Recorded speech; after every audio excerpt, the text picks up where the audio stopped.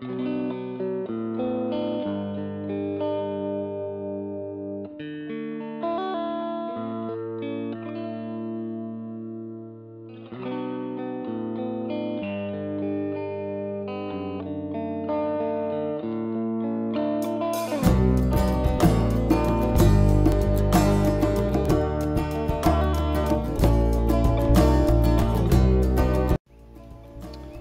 my raised beds.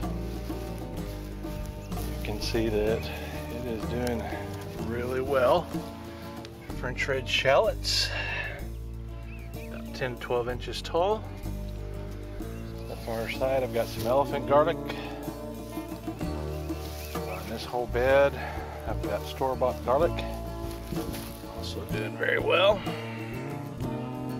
At least the same height as the shallots. Asparagus bed.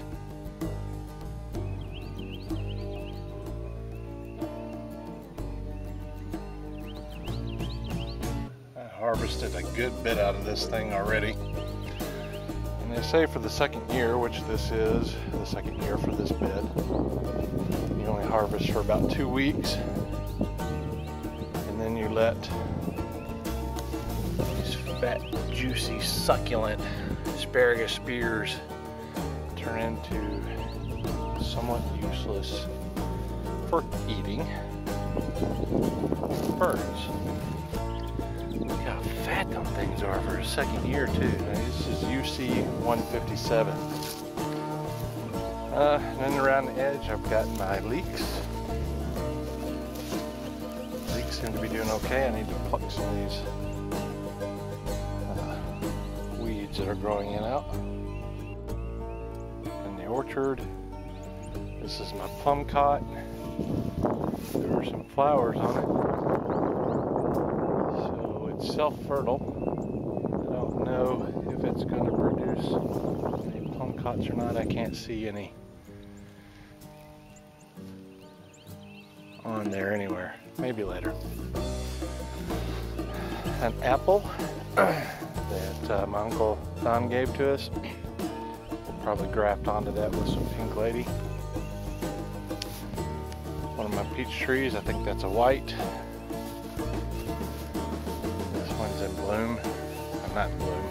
This one's post bloom. It has some little peaches on it.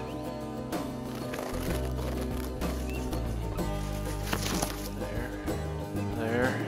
I've sprayed them with Bordeaux mixture, then Dorman oil. I've got a couple videos up on that, and also one with general purpose mix, which I will do weekly for the next month or so, and then go to every 2 weeks. This is the one that had the disease issue, and I'll probably end up cutting that one out. Here's another one that flowered. This one's a yellow, I believe. Red Haven, maybe, I think. And that one just finished petal fall. I'll spray that one again tomorrow. Or for the first time. The other one, the white peach, went out of bloom last week. There's some with some baby peaches on them. I think this is another yellow.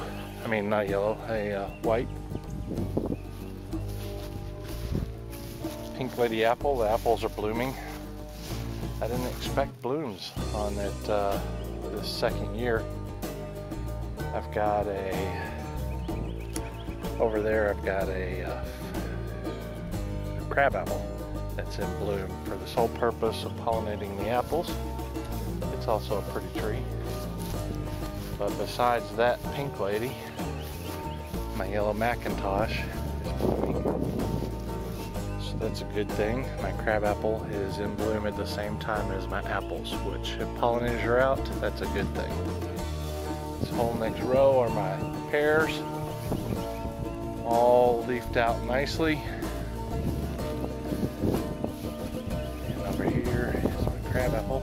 A lot of beautiful flowers. That's going to be a beautiful tree. And over here is my Stella cherry, also self-fertile. Strawberries come along nicely. Even have a leek in there. You can see here, strawberries are starting to turn. Got a big red juicy one right there. Another one back on the other side. Happy with the strawberries. This is my first 10-foot fawn. In the bottom I've got peppers, which I have cut back. The purpose of cutting the peppers back is to have them grow from different nodes, strengthen the plant, and seems to be working with all of them, except for this one. That's okay. My tomatoes are in bloom and they are spitting pollen. There. There. They're thickening up. This one on the end here is a black cherry. I've got my mom's figs here. I need to trim them back because this part died. I've got herbs and onions growing in with the tomatoes. Over here I've got some squash. These are also flowering. These are Moskvich tomato. First row was my succeed tomato. These three on the end here are Campari. Yep, tomatoes from the store. I've heard of people trialing them and saving the seed, but somehow they don't turn out very well. Well, I'm going to give it my own shot. Got some candy onions also growing in these and some squash. This is the squash I'm trialing or inventing, whatever you want to call it. And these tomatoes are Heck German and they are also flowering. There. Over here on the trellis fawns, I've got squash of all kinds growing, and they are going to grow up a trellis like I did last year and hopefully produce me some nice fruit. They're all doing well. My carrots are still back there and still lush and green. A lot of carrots in that tub, being overshowered by my peas. And oh my gosh, do I have peas everywhere. Look at this. They're crazy loaded. Crazy loaded. I need to pick them. So, I mean, they are everywhere.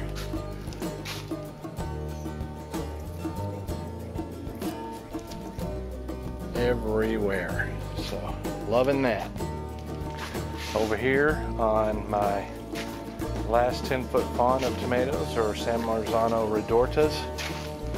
Like the others, I have herbs and onions growing in those. I've got the Georgia Collards here. They had started to seed, but I popped off the heads, and they're starting to shoot more greenery, like this one. This one's starting to flower. Let's just break it off like that, and we'll give them a try, see if they're better.